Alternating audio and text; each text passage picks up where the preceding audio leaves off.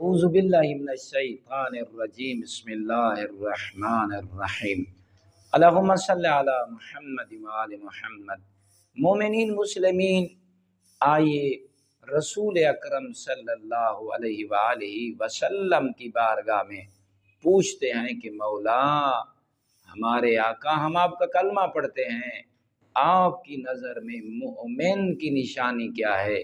مومن کسے کہتے ہیں؟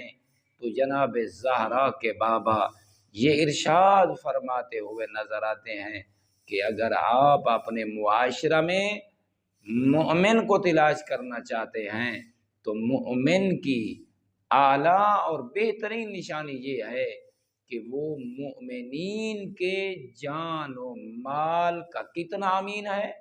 اگر وہ مومنین کے جان و مال اور عزت کا امین ہے تو پیغمبر اکرم فرماتے ہیں وہ مومن ہے۔